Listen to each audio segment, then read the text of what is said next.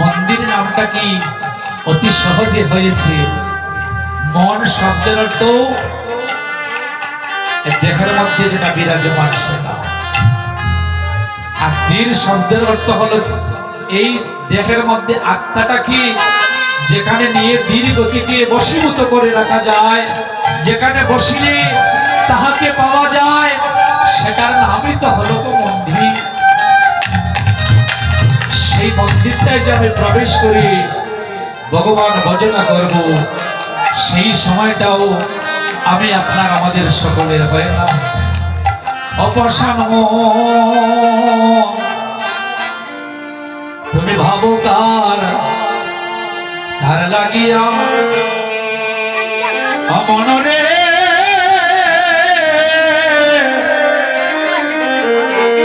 তুমি ভাবো কার লাগিয়া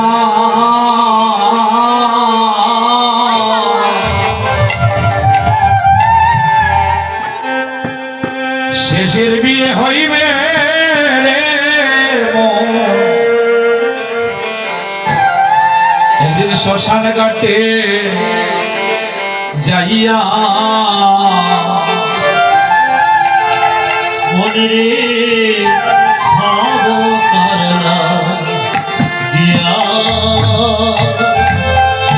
পাষাণ মনে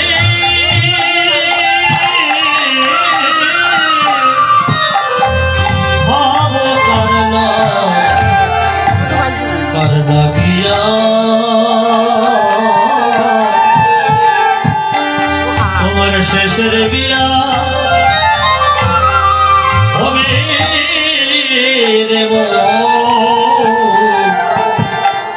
ওই শ্মশান ঘাটে যাইয়া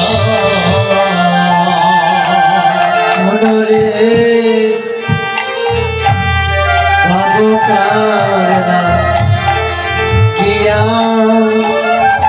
মনরে ভাবো কারলা কারলা গিয়া,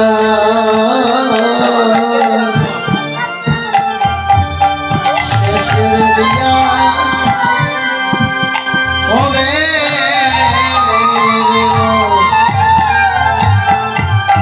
শ্মশান ঘাটে যাইয়া।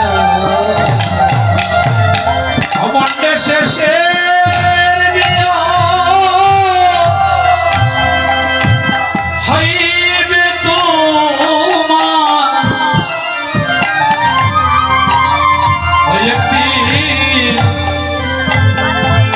শ্মশান ঘাটে যাইয়া,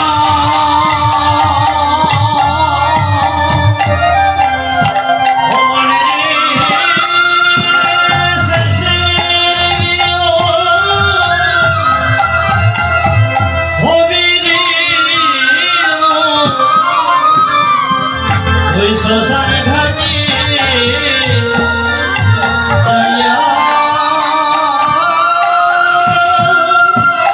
ওরে শেষের বিয়া হবে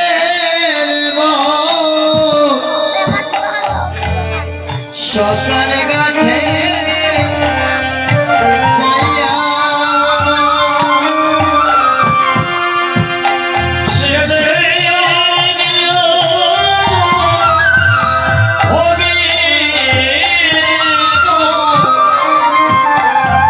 শ্মশান ঘাটে যাইয়া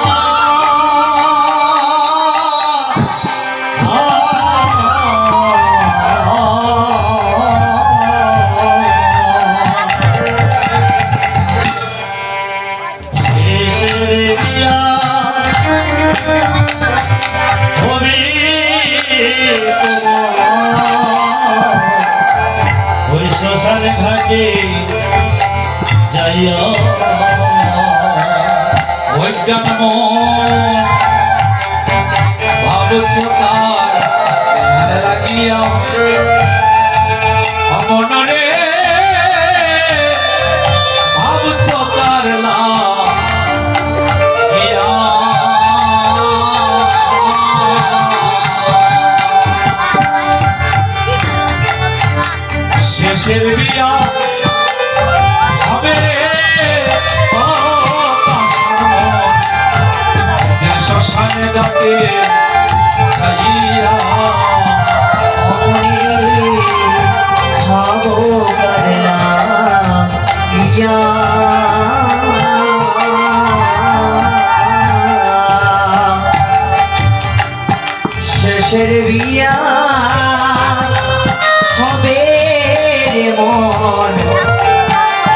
শ্মশানে ঘাটে যাইয়া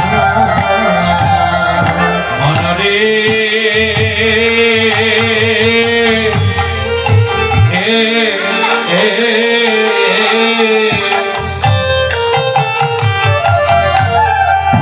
যেদিন আমার বিয়ার কদিবা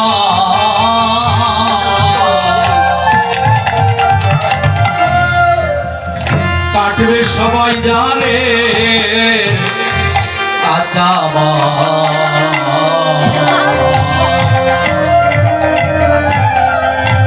আমায় লইয়া যাইবে চারজনাই লিয়া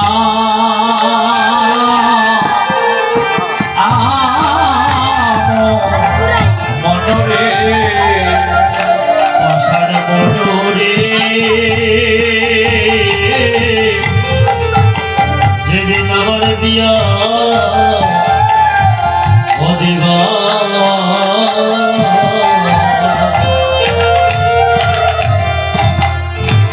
হারিবে সবাই ছাড়ি কাঁচাবা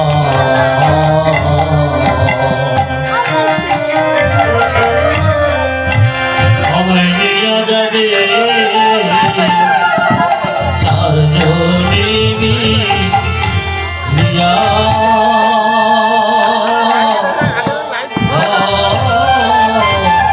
আসান মনোরে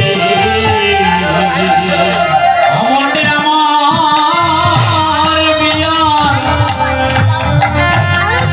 যাত্রী যারো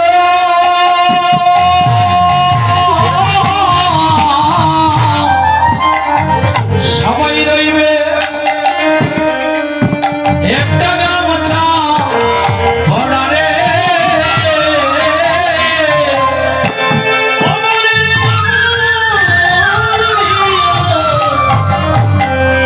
যাত্রী যারা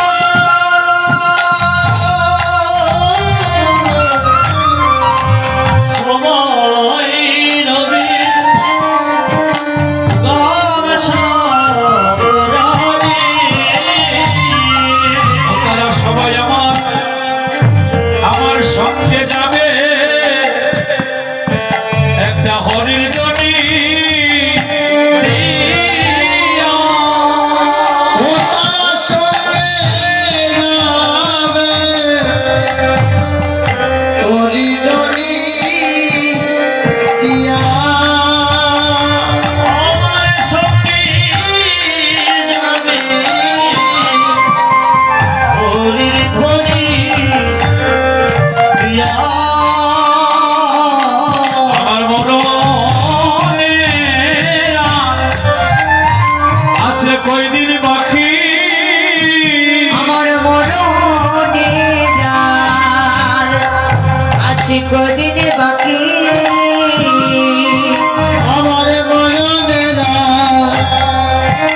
আছে কয়দিন বাকি যেদিন চলে যাবে আমার প্রাণ পাখি আমার মনে আছে কয়দিন বাকি ও যদি চলে যাবে আমার প্রাণ পাখি আমার মরণে আছে কয়দিন বাকি আমার আর কি মানব জন্ম হইবে আমার আর কি মনো মানব জনম হবে যেদিন কৃষ্ণ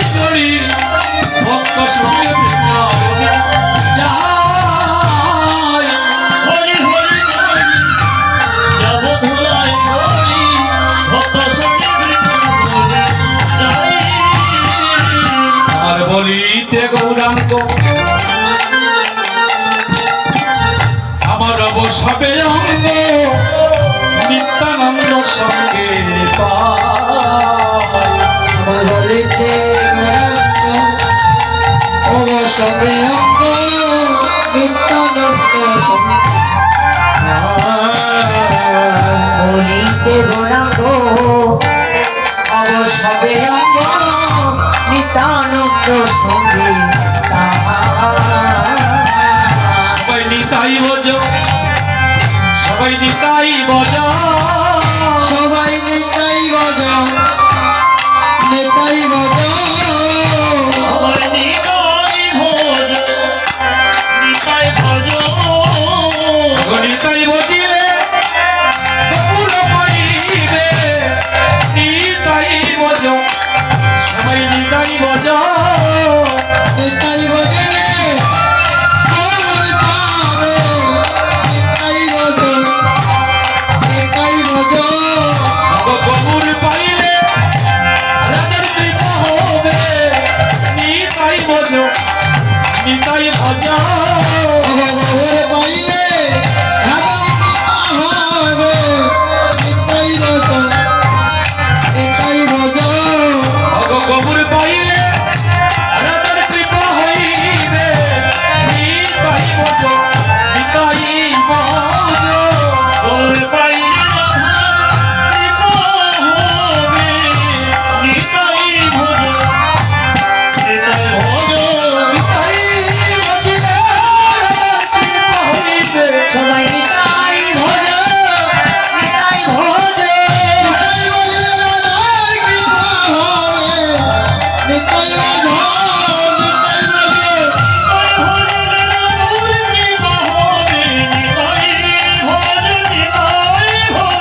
নিতাই বজে রাধার কৃপা হবে, নিতাই বজ, নিতাই বজে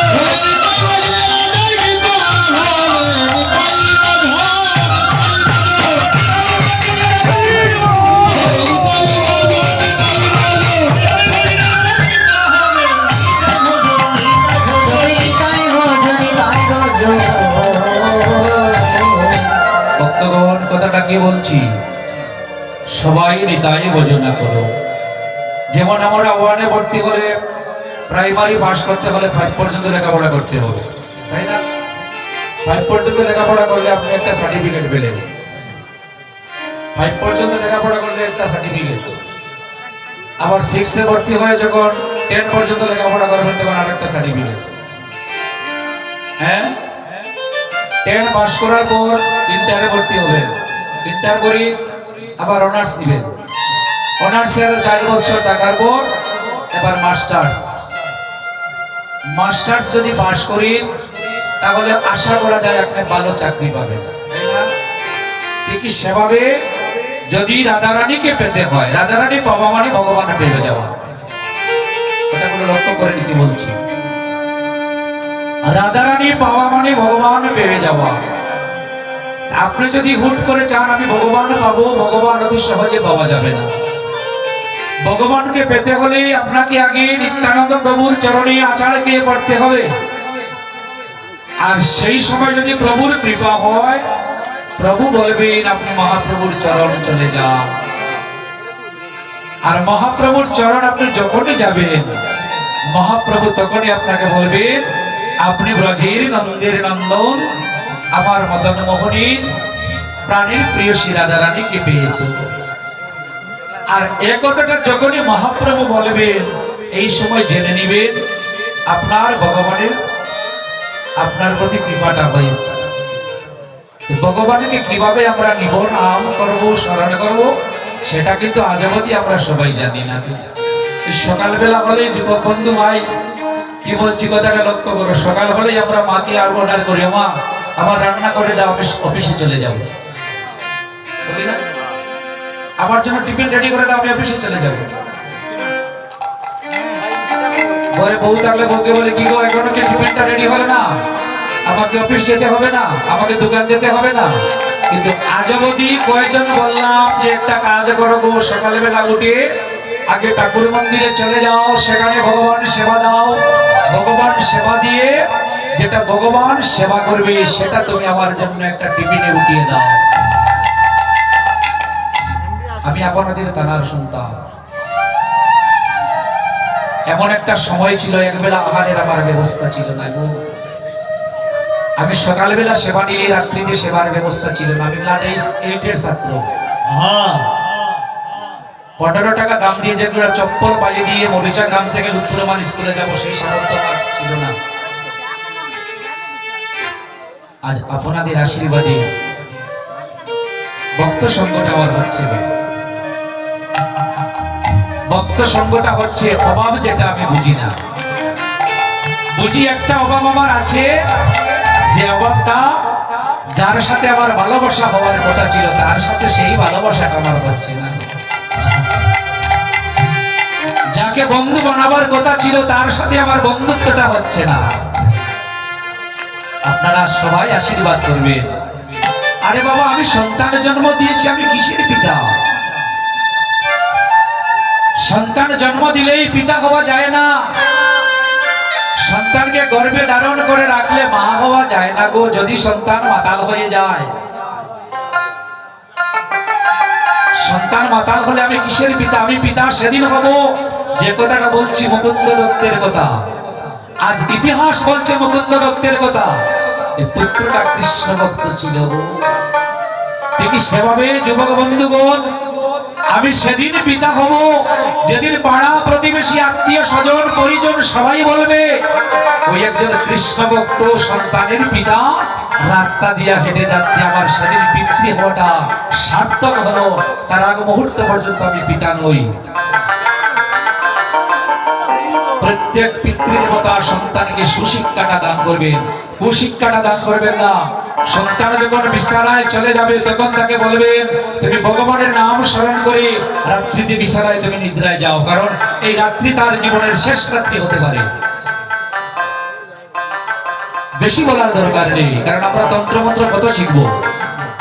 এই কথাটা যদি সবাই বলি, হে ভগবান আজকে রাত্রিটা যেন আপনার চরণে আমার বিশ্রামের স্থানটা হয়, আর সেই ডাকটা যদি ভগবান শুনে নেন, জেনে রাখেন আজকের রজনীটা ভগবানের চরণে আপনার আশ্রয় হচ্ছে। আর যতক্ষণ পর্যন্ত ভগবানের চরণে